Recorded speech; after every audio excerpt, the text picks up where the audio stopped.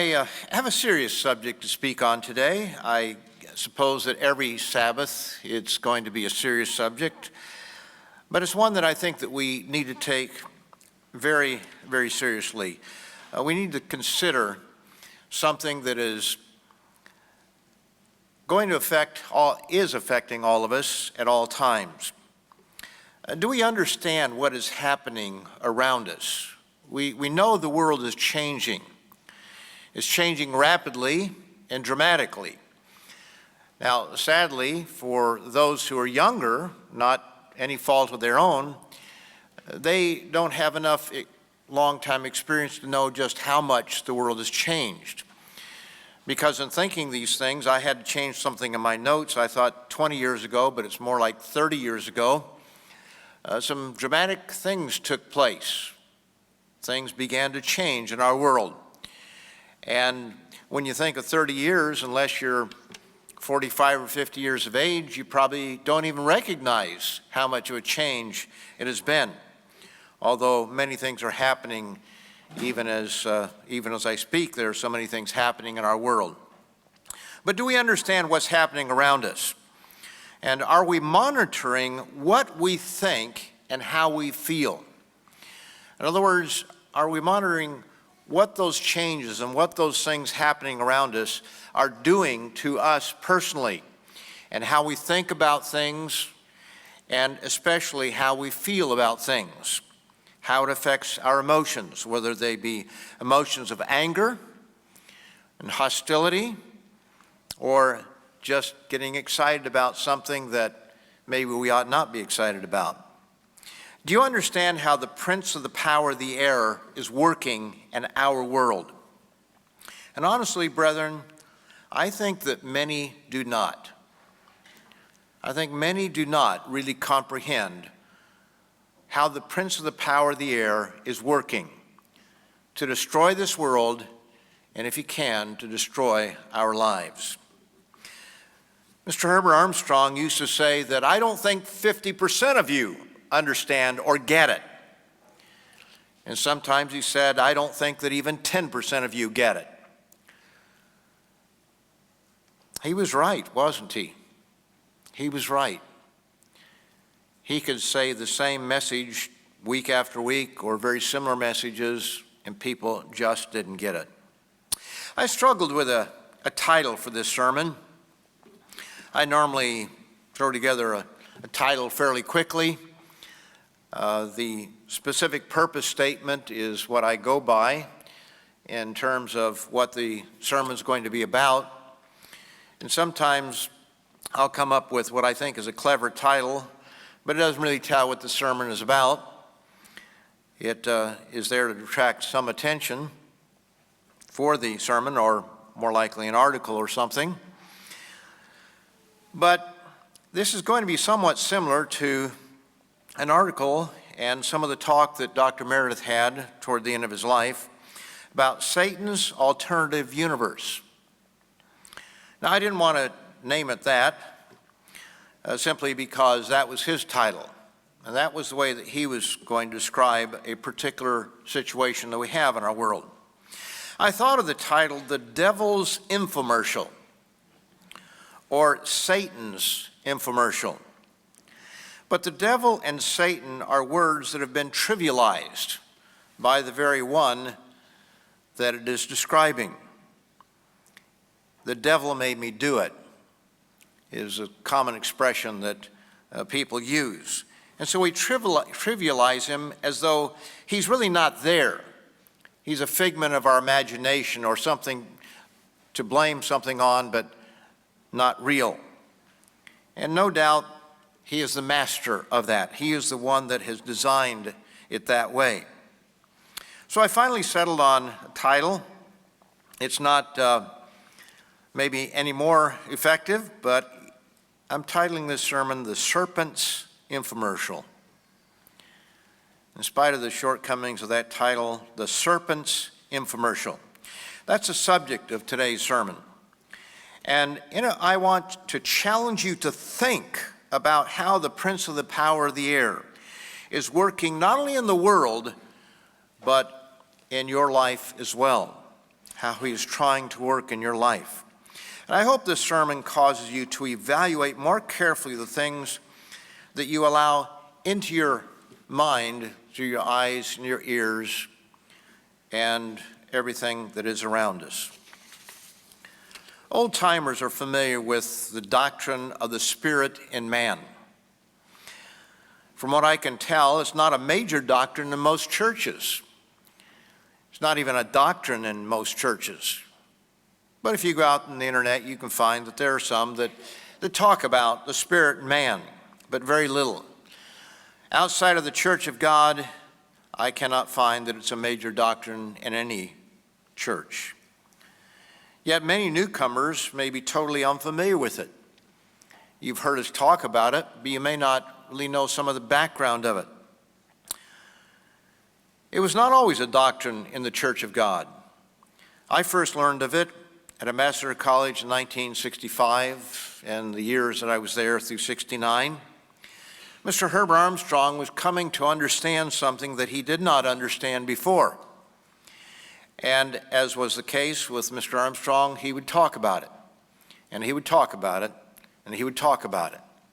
And every sermon somehow would be somewhat about the Spirit in man. It seemed like it was a little bit more later on, but nevertheless, he was formulating, he was beginning to understand the scriptures that talk about it. It's not that the doctrine wasn't always there. It's always been there in the Bible. But the truth hadn't sunk in. Again, it's not something that you're going to find in most of the major churches. In Job, the 32nd chapter, in verse 8, we read of the Spirit in man. Job 32 and verse 8. This is one of the more prominent passages that speaks of it very directly. It says, "But there is a spirit in man, and the breath of the Almighty gives him understanding." So there's a spirit in man, and it says the breath of the Almighty gives him understanding. Somehow this spirit in man allows man to think and to reason, and it gives us a certain understanding.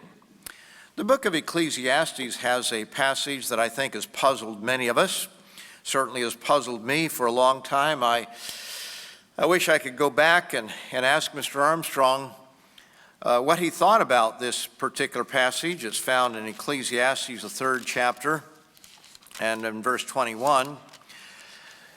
You know, you always have questions that you want to ask somebody until you are there with them, if you haven't written them down, and then you can't think of anything. There are always questions I had that I would have loved to ask Mr. Armstrong, but the times I was in his presence, whether it be in his home for a dinner, which he had for the seniors, small groups of seniors at a time, or on other occasions, my mind always came up blank.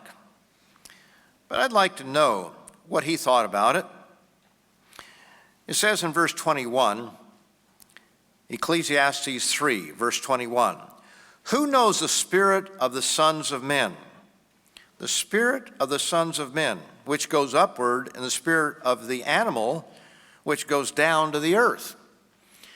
Now, for traditional Christians, I suppose they look at that as the spirit being the soul. And that's part of the problem. The idea of the immortal soul had confused the whole issue.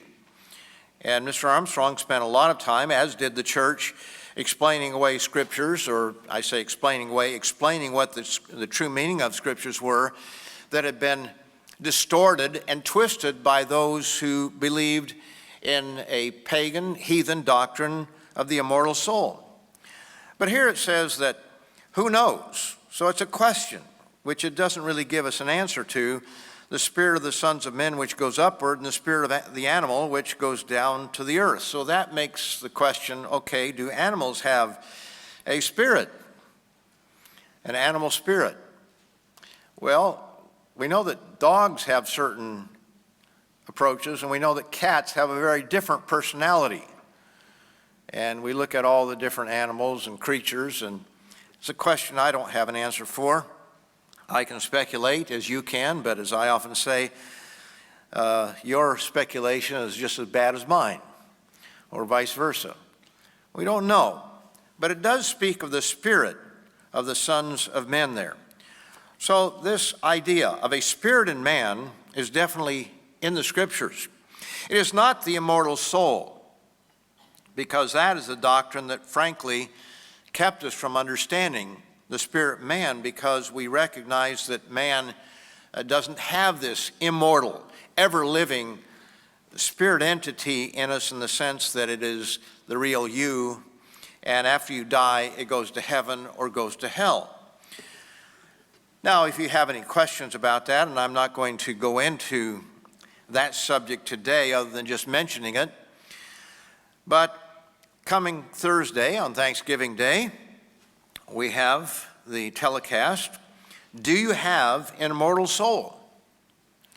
Do you have an immortal soul? That's coming up this Thursday through the following Wednesday.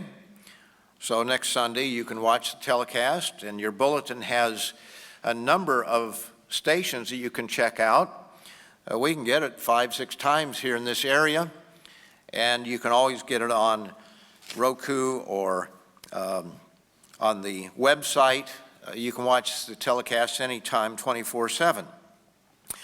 Now, if you'd like to go back a few years and see what Mr. Ames looked like in 2004 and how vigorous he was advertising the the cassette tapes. You know, he's holding up a cassette tape there.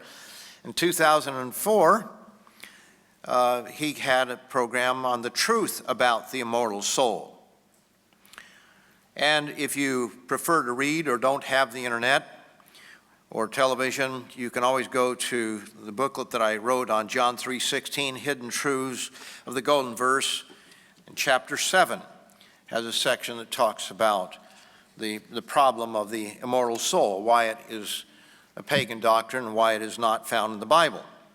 So what does the Bible tell us about this spirit in or spirit of man? What are we to learn from the Bible? In Zechariah, the 12th chapter, Zechariah 12 and verse 1, it says, The burden of the word of the Lord against Israel. Thus says the Eternal, who stretches out the heavens, lays the foundation of the earth, and forms the spirit of man within him. So here's another scripture. This is the third one that we've read that talk about the spirit of man. There is a spirit in man. And Proverbs 20. And again, we're not talking about a soul as Christianity teaches. This is something different. And this was hard for Mr. Armstrong to understand, and then when he explained it to us, it became clear as to what it is. At least in a general sense, we can understand it. But it is not a soul that is the real you, that is a conscious self. It is unconscious, but it empowers the brain. It is a spirit essence. It's like maybe we could say today with our computers, which, well, Mr. Armstrong used to use the example of a cassette tape and put it in a tape recorder. And the tape empowers or brings something out, but it is, you know, it doesn't have the movements and everything that a recorder does. A recorder is more, quote, alive, you might say, and the tape is just there to bring something out. I think a better analogy, which he didn't have the opportunity to give, is when we have a computer. A computer, we have hardware, and you can have a general program to do some word processing, but if your computer is powerful enough, you can put into a program that will empower it to go to a higher level, to do a very complicated program that it might not otherwise do. That's perhaps imperfect, but nevertheless, we struggle with ideas. How do we explain these things? I've explained this part of the picture before in Isaiah, the 55th chapter. Oh, let me go back to Proverbs. I didn't read Proverbs, I don't think. Proverbs 20, verse 27. It says here, the spirit of a man is the lamp of the Lord, or the eternal. The spirit of a man is the lamp of the eternal, searching all the inner depths of his heart.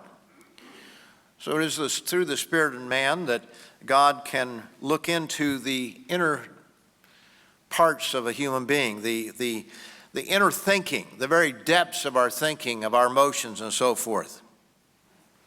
Now let's go to Isaiah 55. Isaiah 55, and as I started to say, this is something I have covered here in the past, but it's part of the big picture. In Isaiah 55 and verse 8, it says, "For my thoughts are not your thoughts, nor are your ways my ways, says the Eternal. For as the heavens are higher than the earth, so are my ways higher than your ways, and my thoughts than your thoughts." Now, if we were to leave it there, we would simply say, well, God is up here on a certain level of thinking, and we are hopelessly lost. We can't think like he thinks. But when you look at the context of this particular passage, you see that he is talking there to people who are unconverted. He starts out, "Ho, everyone who thirsts," verse 1, "come to the waters. And you who have no money, come, buy and eat. Yes, come, buy wine and milk without money and without price. Why do you spend money for what is not bread, and your wages for what does not satisfy? Listen carefully to me and eat what is good, and let your soul delight itself in abundance. Incline your ear and come to me. Hear, and your soul shall live. And I will make an everlasting covenant with you." And then down in verse 6, he says, "Seek the Lord while he may be found. Call upon him while he is near." He is inviting people to come to him, to stop chasing after things that never satisfy. And he says it's given freely, without money, without price. Now, when we see here that he says, "My thoughts are not your thoughts, nor are your ways my ways," we can stop there and leave it at that and just say, well, I can't think like God. But in 1 Corinthians, the 2nd chapter, a passage that we have touched on a number of times, 1 Corinthians 2 and verse 9, it makes a statement very similar. In verse 9, it says, "But as it is written, eye has not seen nor ear heard, nor have entered into the heart of man the things which God has prepared for those who love him." We can't comprehend the things that God has prepared for those who love him. But the scripture does not stop there. The scripture continues, "But God has revealed them to us through his Spirit. Yes, the deep things, for the Spirit searches all things, yes, the deep things of God." And then the Apostle Paul makes a statement about the Spirit in man. It's interesting because I was looking this morning at a commentary that is good in a lot of things, but this particular case, I thought, well, I want to know what they say about this verse. And all they had was one sentence, and basically just says this is an analogy Paul used, and just kind of sloughed it off and went on talking about the Spirit, the Holy Spirit, which of course is what Paul is talking about in general here. But we should not take this as a trivial thing, what he says in verse 11. He says, "For what man knows the things of a man except the spirit of the man which is in him?" And Mr. Armstrong rightfully understood that there's something to the human brain that goes beyond the normal physical brain that we have. There are creatures with larger brains than man's brain. Now, it is true that it isn't just the size, but the complexity, the number of connections and all kinds of things, so it's a very complex subject. But he recognized that when you look at the size of a man's brain compared to others, yes, we have a larger brain and everything, but our ability to understand is so exponential, way beyond anything of the animals. What man can know the things of man except the spirit of man which is in him? This is a powerful, powerful statement when we think about it. It imparts understanding. It gives man intellect that animals simply do not have. Man with the Spirit can understand calculus. Well, let me say, some men can understand calculus. Trigonometry. We can build hospitals. We can travel into space. We have computers that, with, as they call it, AI or artificial intelligence, that can do amazing things. We can build robots that can run like a human being or like a dog.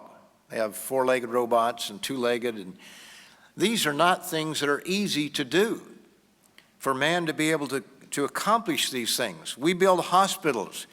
We have medicines. We take care of the animals. We don't see them operating on us. Well, when they're operating on us, they're making us dinner, aren't they? They don't operate on us to help us.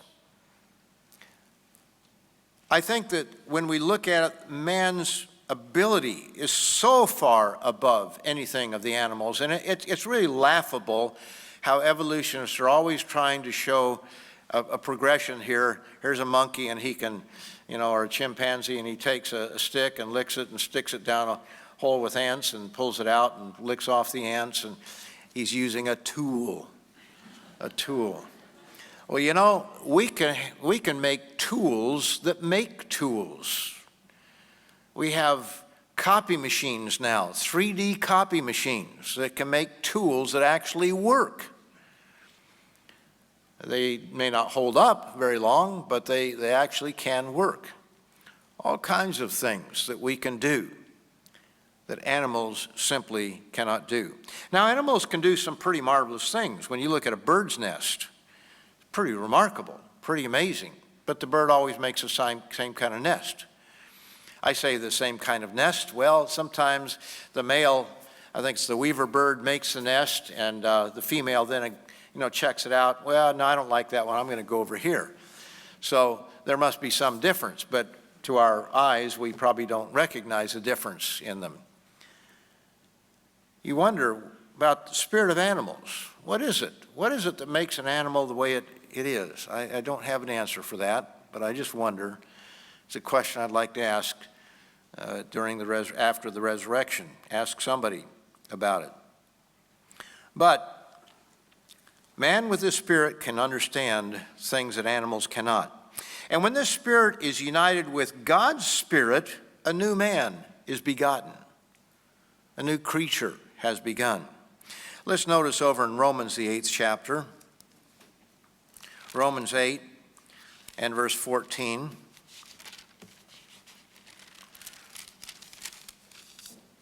It says here, for as many as are led by the Spirit of God. Now this is a different spirit. There's a spirit in man, and there's a Spirit of God. For as many as are led by the Spirit of God, these are the sons of God. Hold your place here. Let me go back to Corinthians again, because I don't think I finished the thought there in 1 Corinthians, the 2nd chapter again, verse 11. For what man knows the things of a man except the spirit of man which is in him? Even so, no one knows the things of God except the Spirit of God. So it makes that comparison there. We cannot know the things of God without the Spirit of God. And so he's saying that, eye has not seen nor ear heard, but with the Spirit of God, we can begin to understand the things of God. Through a glass darkly, of course, but we can begin to understand those things. Now back here in Romans, the 8th chapter, as many as are led by the Spirit of God, these are the sons of God. For you did not receive the spirit of bondage again to fear, but you received the spirit of adoption or sonship, by whom we cry out, Abba, Father. Then verse 16, the Spirit himself bears witness with our spirit. This is God's Spirit bears witness with our spirit that we are children of God. Now that's a really an amazing statement there, that God's Spirit bearing witness with our spirit makes us the children of God. There's a coming together of two different spirits. Over in 1 John, the 3rd chapter, it really completes the picture. 1 John 3 and verse 9. Whoever has been born, or as it should be, begotten of God, does not sin. For his, that is, God's, seed remains in him. Now the word there, as we've pointed out many times, is sperma. It means sperm. God's sperm. In other words, God's DNA has been transferred into us. To put it in a human term that's imperfect, but nevertheless, we have God's sperm, God's DNA implanted in us with the Holy Spirit. God's Spirit and man's spirit, they come together, as it says there in Romans, the 8th chapter, verse 16, as we just read. It makes us a new creature. We are the children of God. God has reproduction in the human sense and the animal sense to teach us something. Now, the process may be certainly very different, but nevertheless, it is two spirits coming together. Now, the spirit in man receives spiritual signals from God. But, and here's the problem, it can also receive signals, spiritual signals, from another source. And this is where we run into problems. This is where we have the difficulty. In Ephesians, the 2nd chapter, it makes it very clear that there is a spirit out here. I'm calling him today the serpent, going back to the Garden of Eden. But in Ephesians 2 and verse 1, he says, "You he made alive who are dead in trespasses and sins, in which you once walked according to the course of this world." The course of this world. He says, you once walked according to the course of this world. Now, he's talking there, frankly, when you read the whole context, he's talking about the Gentiles, but specifically all of us. He says, among whom also we all once conducted ourselves, in verse 3. We all once walked according to the course of this world, according to the prince of the power of the air. So it is the prince of the power of the air that is directing the course of this world. The spirit who now works in the sons of disobedience. He's able to work in human beings for disobedience. So God's Spirit in us makes us a new creature, but it doesn't take away the ability for Satan to also transmit thoughts and emotions through the Spirit in man. This spirit in man receives spiritual signals. But the prince of the power of the air directs the course of this world, and he does so through his spirit. Right now, in this room, there are voices, there are words, there are pictures surrounding us. They're all over in this room. We don't hear them unless we have a receiver. Somebody bring a radio in. Actually, you can just use your smartphone. Turn it on. You can pull up all kinds of pictures, all kinds of words, all kinds of music, all kinds of voices. It's all there. It's all around us, but we don't have the receiver for it. But the Spirit in man allows us to be able to understand way beyond the animals. And Satan is able to broadcast to a human being and work in the sons of disobedience and work, sadly, even amongst God's people, to give his infomercial, his message that he wants to get across to each and every one of us. This receiver, the Spirit in man, is given to empower your brain and to unite with the Spirit of God so that you can understand spiritual things and be born into the very God family. It's a wonderful thing that God is doing in us. But we must learn to discern between two spirits. In 1 John 4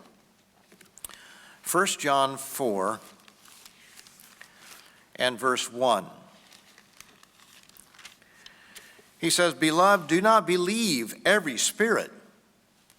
Don't believe every spirit. There's a lot that's going on out here. but test the spirits, whether they are of God, because many false prophets have gone out into the world. Now, in the context of the Bible and religion in general, we have to test the spirits. But we also have to test whether the course of this world is going God's way or the serpent's way. So how does the serpent work his magic?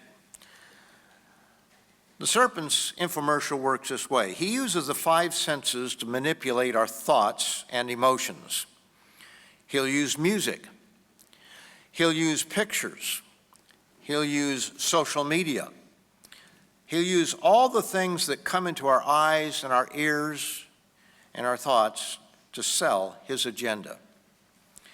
Consider this. While animals have emotions, can they understand sadness or joy from a movie? I know that animals can be sad. When another animal that they've lived with dies, they can mourn. When the owner of an animal dies, a dog especially, will mourn. He'll stay with him. There's something there. They have emotions. We had a dog, and there was a cat that would always walk just on the other side of the chain link fence and walk back and forth very boldly. Our dog hated cats. You could see that he did not like cats. And one time he got a hold of one, and all I can say is I was thankful that I was there to grab his tail, because when he shook it and threw it, I wouldn't let him get back to it. That's not an easy thing with a German Shepherd who wants to kill a cat, and would have done so. It was not a full-grown cat. But a dog looking at a television screen, you know, there are some animals, cats or dogs, look up at a television screen, but are they getting the message the way that you and I are? Are they feeling the sadness and all the things that may be going on in the movie? Or are they just fascinated by the movie? I mean, the movement of it. Man is different because of the spirit in man. We can comprehend emotions in a way that animals don't. Again, I'm not saying animals don't have emotions, because I've seen it. They do. But not in the same way that man does, in that they can be manipulated by a lot of outside forces. Look at how the serpent is seducing and changing our world. I'd like to read from Dr. Meredith's article, Satan's Alternative Universe. This is from the July-August 2016 Tomorrow's World magazine. And he thought a lot about this toward the end of his life. I remember him talking about he wanted to make a booklet on the subject. He says, very few people understand the significance of the massive changes underway in our society, our entire society. Not since the time of Sodom and Gomorrah have people generally been as confused in so many ways. This is especially so right now because of the massive misuse of technology. By gaining almost total control of the media, a very real Satan the devil is able to manipulate the thinking, the attitudes, and the actions of billions of human beings, especially the younger generation. The younger generation just doesn't understand how much the world is changing. And in schools, you know, Satan is really after our children. He's going right down to the lowest levels there in terms of age. You know, when you have, as the article that I just wrote for Tomorrow's World, or that came out about drag queen story time or drag queen story hour. This is geared for little children. It's geared to indoctrinate them. And I'm going to show you from their own words that this is what's intended. Not necessarily that particular thing, but in general, this whole trend that we see there. We are now physically older and have had to suffer to learn many lessons. Those of us who are older, many lessons in life we should have learned not to jump on the bandwagon and go along with the latest sociological and psychological twists and turns orchestrated by Satan the devil. For we have found, perhaps over decades, that many of these ideas simply do not work. When some confused young radio or TV announcer reads the prepared script saying that people's civil rights are being violated if perverted young men cannot declare themselves as women and get to use women's restrooms and showers alongside our young daughters and wives, we become upset, those of us who are older, because we know and deeply understand that these ideas are totally wrong. They simply don't work, and they will not bring about the good results or good results at all. Now, that's interesting because this was written 3 years ago, and even now on conservative news sources, they just want to put this all aside. Okay, well, that's a battle. It's gone, and we don't want to talk about that. We're all for these things. It's just amazing. It isn't just young people. In fact, young people might be more upset about it because it's going to be at their school that these things can happen. But nevertheless, our whole society is accepting these things. I say our whole society. Not all of our society. Many people are not, but too many are.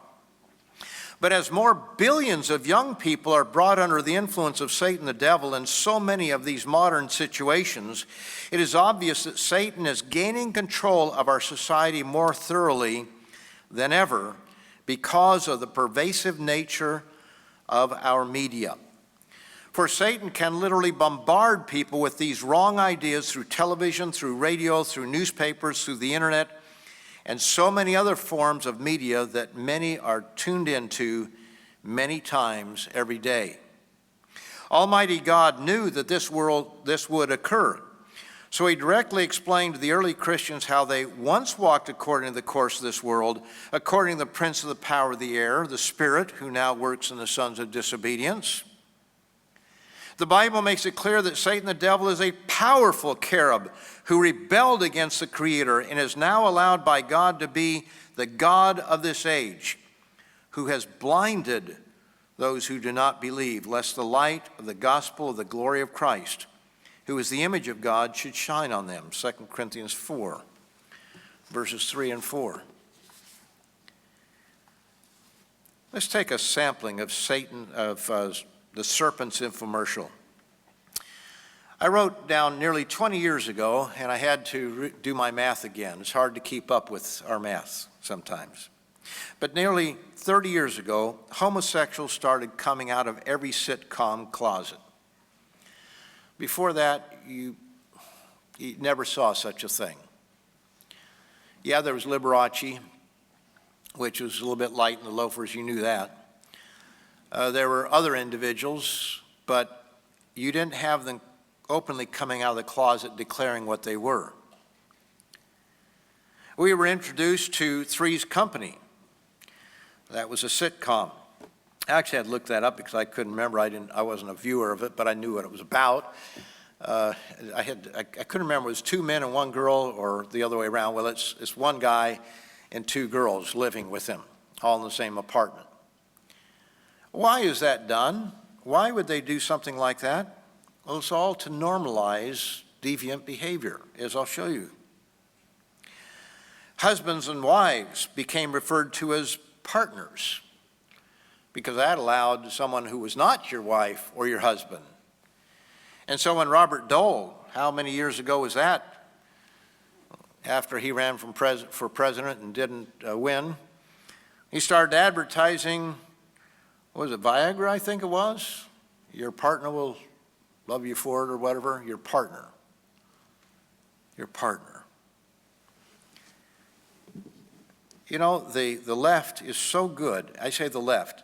The serpent who inspires them is so good at using language to change our thinking.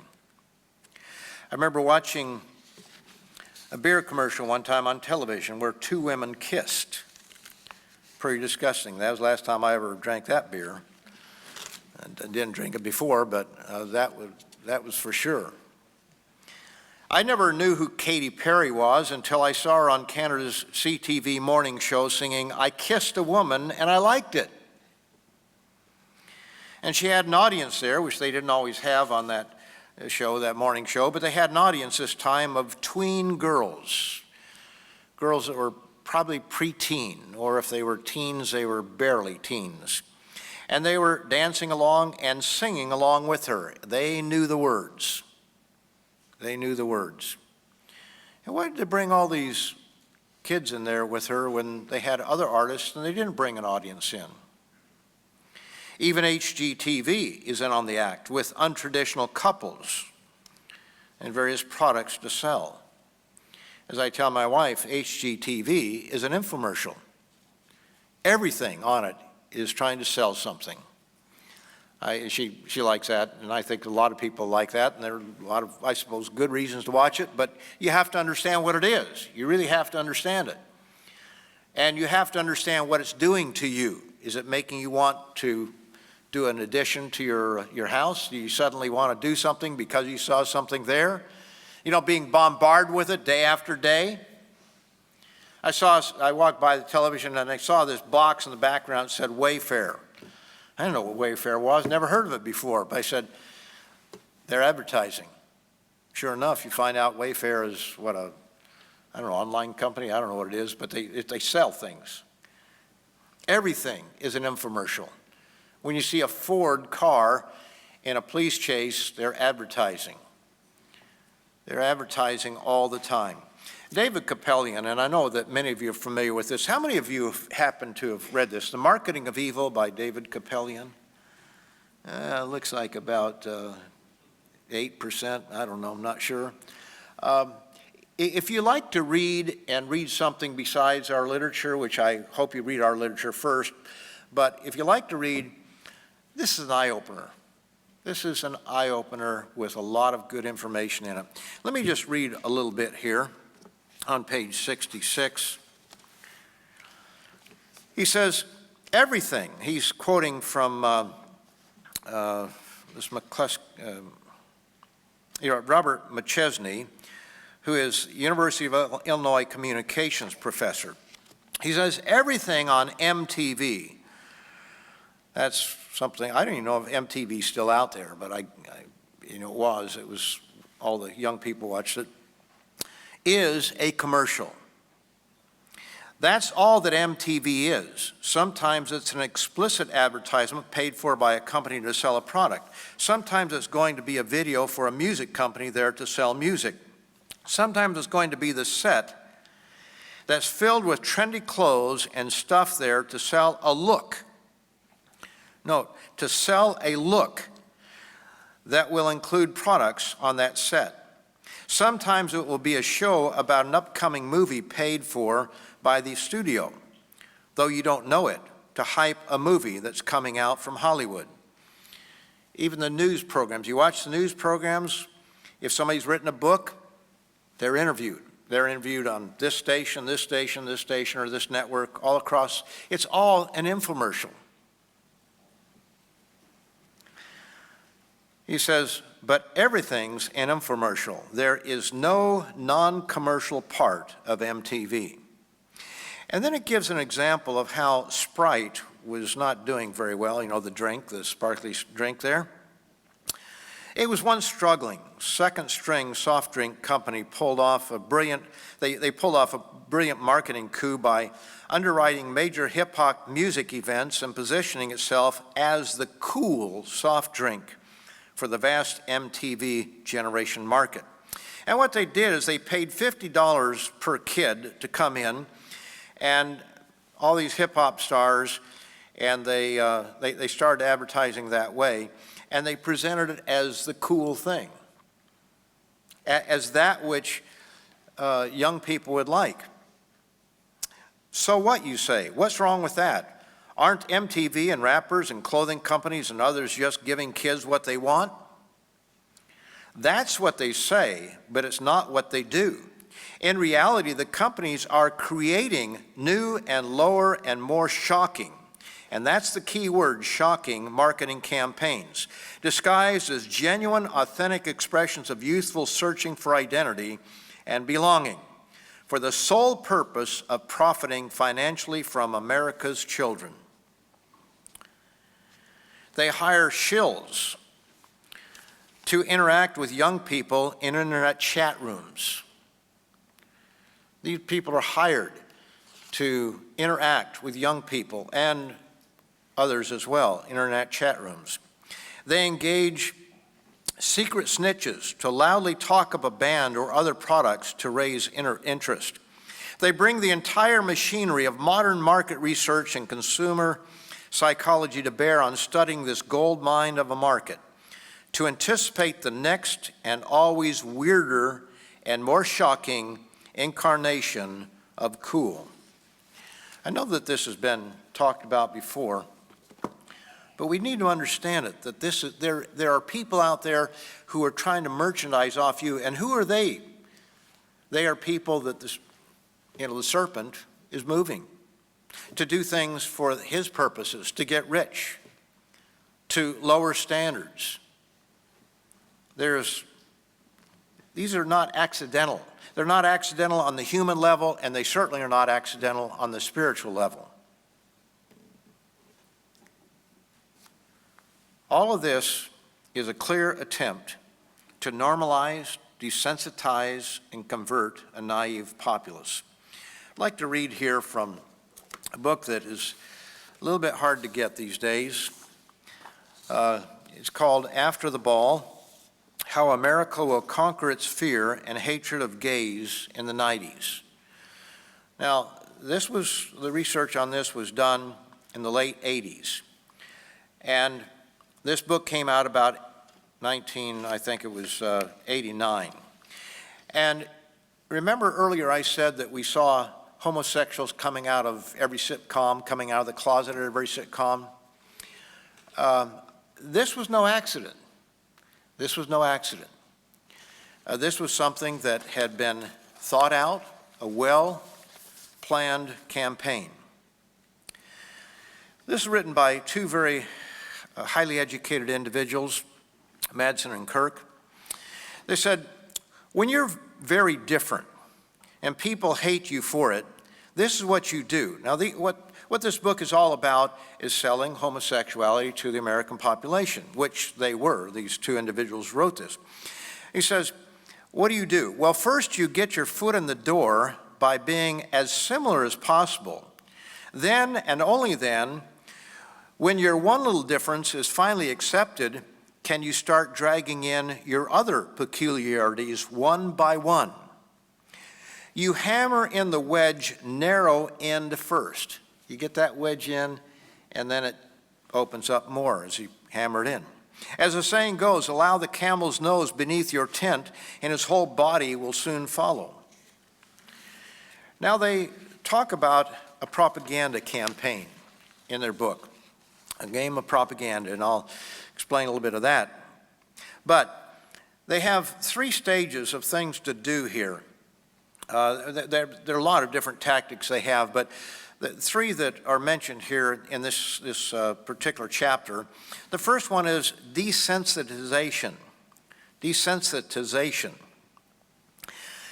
As a general physio-psychological rule, novelties cease to be novel if they just stick around long enough. They also cease to activate alerting mechanisms. In other words, if you see something often enough, you just get used to it. Like foul language in movies. You just take it for granted after, you just know it's going to be there. You pick up a book and it's going to have a lot of foul language in it. And so we kind of get used to it. There was a time when our alerting mechanism would kick in. There's something wrong here. But if it stays around long enough, it ceases to activate alerting mechanisms. You're overpowered by it. If, however, skipping down a little bit, gays can live alongside straights, notice the word gays, and they even explain in the book, this is designed. This is a word that they chose to sell homosexuality to the population.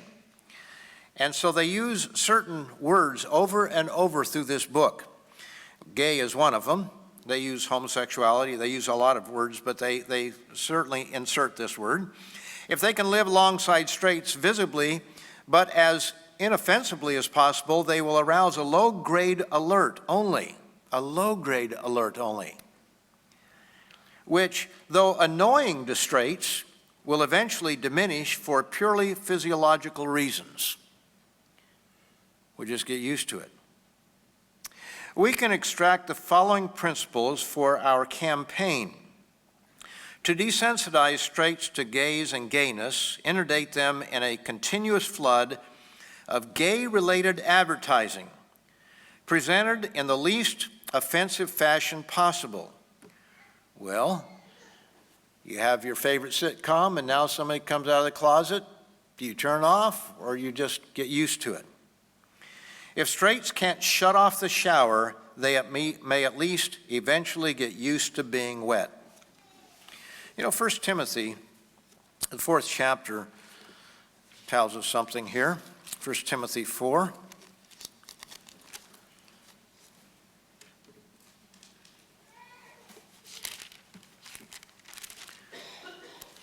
First Timothy 4 and verse 2.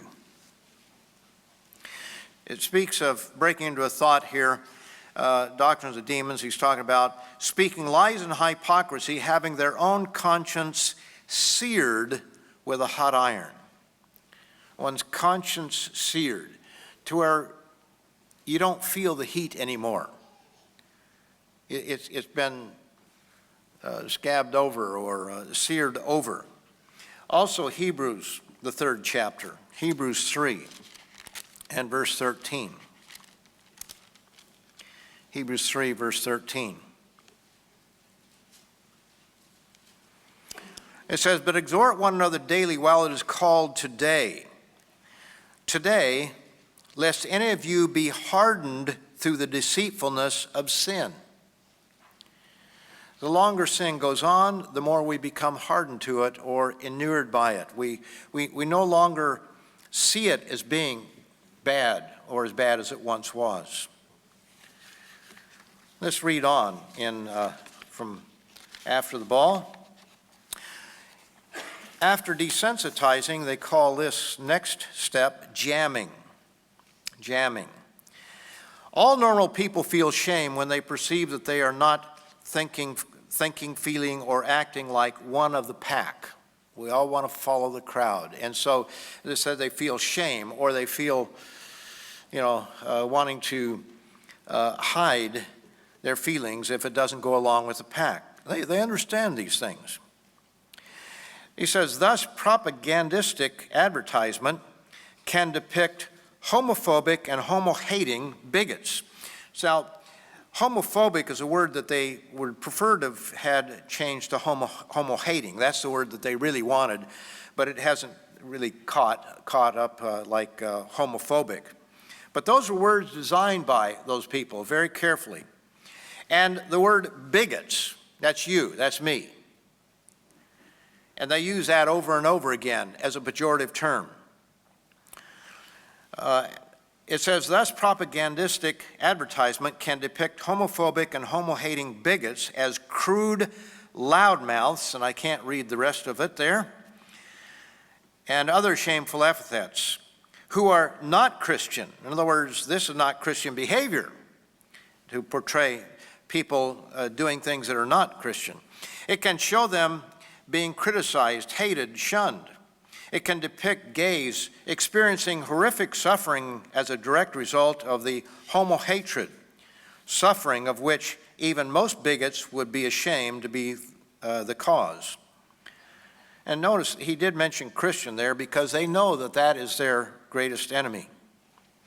It can, in short, link homo-hating bigotry with all sorts of attributes the bigot would be ashamed to possess, and with social consequences he would find unpleasant and scary. Now, the third step is conversion. Conversion. It isn't enough that anti-gay bigots should become confused about us or even indifferent to us. We are safest in the long run if we can actually make them like us, Conversion aims at just this. We mean conversion of the average American's emotions, mind, and will through a planned psychological attack in the form of propaganda fed to the nation via the media. Point is that these things don't happen by accident. There's somebody out there trying to manipulate your mind every day, all day long.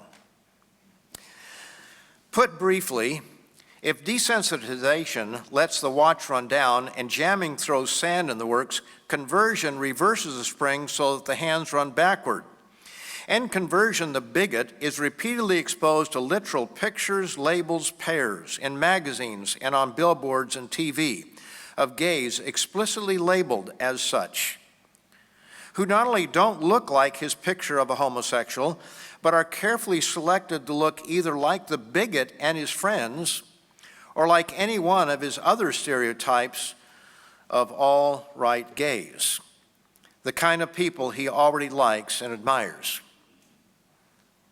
This image must, of necessity, be carefully tailored to be free of absolutely every element of the widely held stereotypes of how faggots look, dress, and sound. These are their words.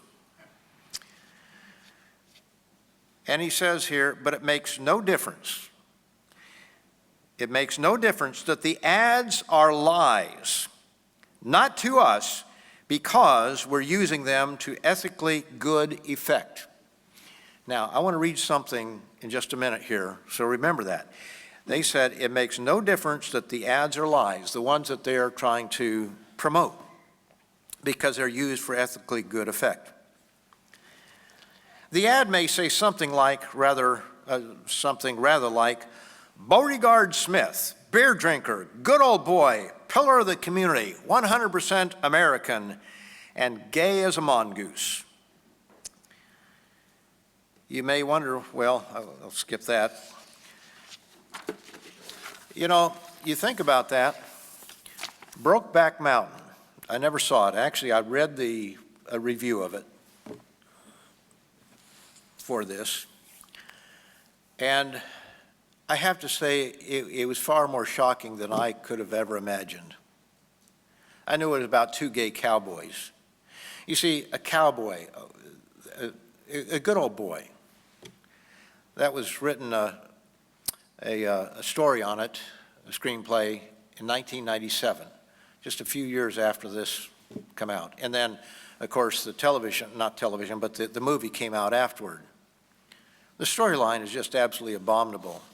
But it is in the National Archives in the Smithsonian as being a cultural breakthrough and various other things, something worthy for us to preserve. Now, the next chapter in this book has a few comments. It says, first, propaganda relies more upon emotional manipulation than upon logic. Note that. It wants to work on emotional manipulation rather than logic, since its goal is, in fact, to bring about a change in the public's feelings. The second sinister characteristic of propaganda is its frequent use of outright lies, a tactic we neither need nor condone. Oh, really? What did we just read in the previous chapter, just a few pages away? Oh, it doesn't matter that it's a lie because it's being used for good effect. In February 1988, however, a war conference of 175 leading gay activists, in 1988, representing organizations from across the land, convened in Warrenton, Virginia, to establish a 4-point agenda for the gay movement. The conference gave first priority to a nationwide media campaign to promote a positive image of gays and lesbians. And in its final statement, they concluded, we must consider the media in every project we undertake. We must, in addition, take every advantage we can to include public service announcements and paid advertisements, and to cultivate reporters and editors of newspapers, radio, and television. To help facilitate this, we need national media workshops to train our leaders. Our media efforts are fundamental to the full acceptance of us in American life. You know, it isn't just this subject of the LGBT movement, it's so many other things that are just like it. There are people who are sitting there with a campaign with what they want to promote. And I know there's a controversial subject with some people, but the whole concept of medical marijuana, whether there is any medical use for it or not, I don't know. Although authorities say that there isn't, they haven't proven it yet. But it was a campaign by people who wanted it for recreational use that pushed that agenda. And people don't get it. They just don't get it. And yet there's plenty of evidence out there.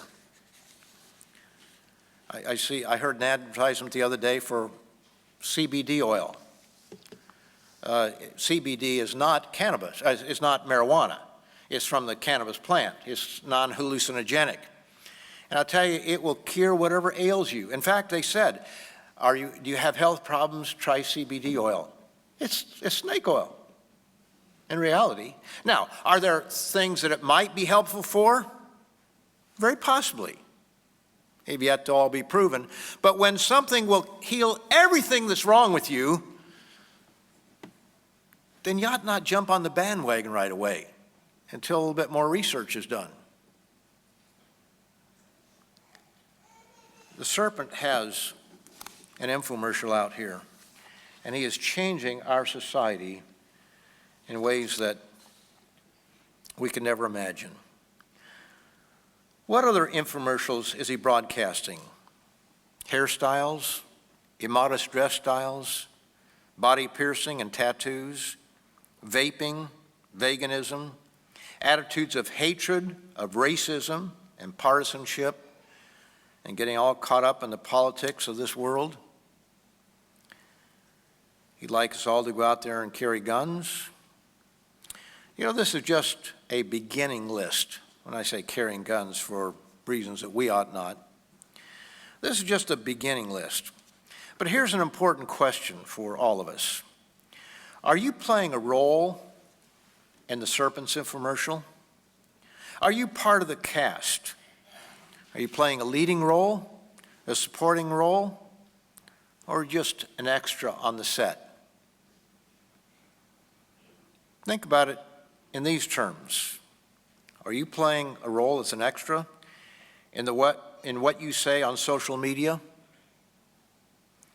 By walking around in immodest dress, you're just in the background. You're just part of the big crowd. But you're going along with the infomercial. In fact, you're part of the infomercial. Body piercings, tattoos. I want to say something about tattoos here. Because they're so popular today, and we see them more and more showing up at church. You can't help what you did before you came in the church. I mean, you could have made a different decision, but you made a decision. But before you came into a relationship with God, we all did some really foolish things, didn't we? And even after we've come into the church, we're all guilty of many, many sins. So this is not criticizing what people did before they came into the church. But walking around at the feast, when you see people displaying their tattoos, and what do I mean by displaying their tattoos? Well, you know, if you've got your whole arm tattooed and you're a woman or a man, you would think that maybe you ought to wear a long sleeve rather than being a part of the infomercial out there. Because everybody's going to see it. They're going to get used to it. They may not like it, but they'll get used to being wet, as the statement was made. Or, you know, on the back of the shoulder, and you've got a dress that displays it. You know, there's some things you can't hide. You see people with, you know, tattoos on the backs of their knuckles. You can't exactly hide those. I guess you could wear gloves all the time. We're not asking people to do that.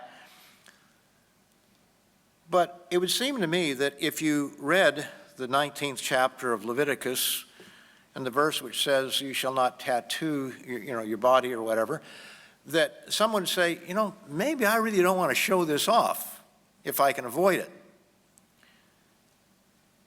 But instead, it seems like there's no shame.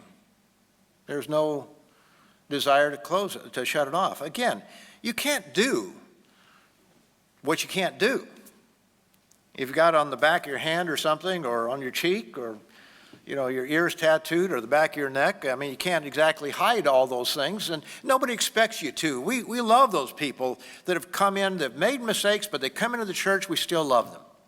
In fact, over in Proverbs 10, in verse 12, there's a passage that's quoted really in 1 Peter 4:8, but let's just notice where it's quoted from, or at least it's believed to be quoted from there. Proverbs 10, verse 12.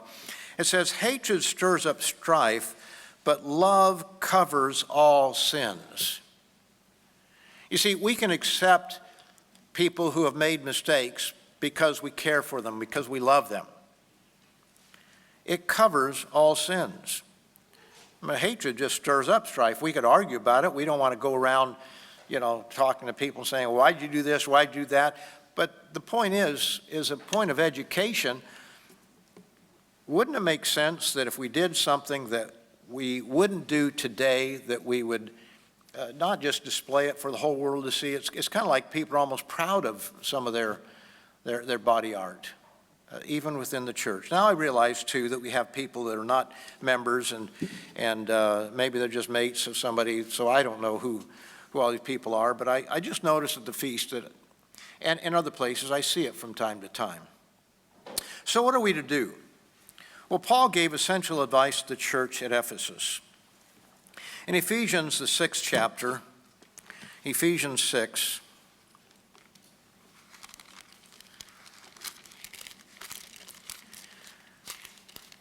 brethren, I bring these things out because it's not going to get any better.